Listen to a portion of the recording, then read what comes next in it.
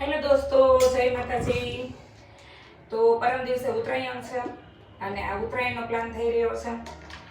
હું બનાવી રહી છું ઢોસાનું ખીરું પીસું છું, જેમ મેં દિવસ દરમિયાન અડદની દાળ અને ચોખા પલાળી દીધા હતા.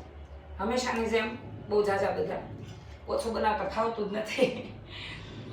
પણ તમારા ઘરે હું બનવાનું છે, તમારો શું પ્લાન છે એ લખજો કમેન્ટમાં. અને અમદાવાદ, રાજકોટ, સુરત જેવા મોટા શહેરોની અંદર ઉત્તરાયણ એ કમ્પલસરી પ્રોગ્રામ હોય જ. હવે તો ગામમાં પણ હોય છે, નાના નાના વાર તહેવાર કે કોઈ પ્રસંગ હોય ત્યારે.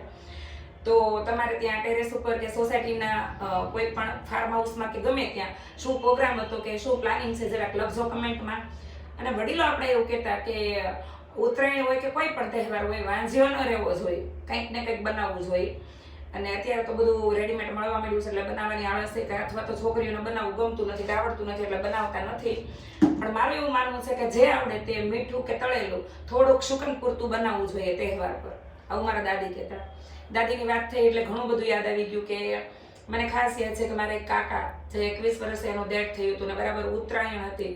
અને આજથી આઈ થિંક 30-35 વર્ષ પહેલાની આ વાત છે. મારા કાકાનું ડેથ થયું અને નાનું મરણ હોય ત્યારે ગામમાં બધા શોખ પાડતા કે ગમે એના ઘરે નાનું મરણ થઈ ગયું એટલે એવું નહીં કે જેના ઘરે કે મરણ થયું છે તો એના ભાઈઓ અને એના ઘર પૂરતો શોખ હોય.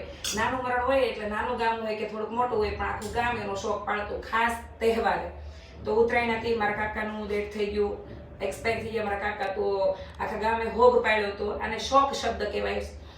અને મારા દાદી જ્યારે ઉત્તરાયણ આવે ત્યારે મારા કાકાના નિમિત્તનું ઘણું બધું વેચતા હોય છે કે શેરડી, બિસ્કિટ, ચોકલેટ, બોર, ઘણું બધું તગારા ભરીને બેઠા હોય. પછી હું મારા બાને પૂછ્યા કરું કે બા હું કામ વેચું છું? એટલે બા એમ કે ઉત્તરાયણનું બહુ મહત્વ છે. આજે પણ ગામમાં કોઈ બિસ્કિટ વેચતું હોય છે, ગાયોને ઘૂઘરી બનાવીને ખવડાવતા હોય છે, પછી નાના નાના છોકરાઓને પતંગ, ચોકલેટું, શેરડીના બટકા, ઘણું બધું હજી વેચે છે. અને અહીંયા સિટીમાં પણ મારી જેવા જે હજી અંદરથી પ્યોર દેશી અને બહારથી ગમે એવી મોડર્ન લાઈફ જીવતા હોય પણ એ પણ આવું બધું કરે છે ઉત્તરાયણના દિવસે. તો હું પણ ઘાસ ખવડાવવા જઈશ.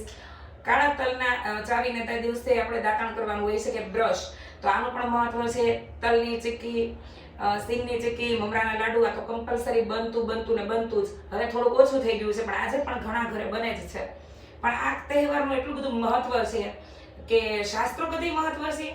અને અત્યારની જનરેશનને તો તમને ખબર જ છે કે ડાન્સ પાર્ટી, ડીજે પાર્ટી, અત્યારે ટેરેસ ઉપર જબરદસ્ત માહોલ જામ્યો છે સુરતમાં.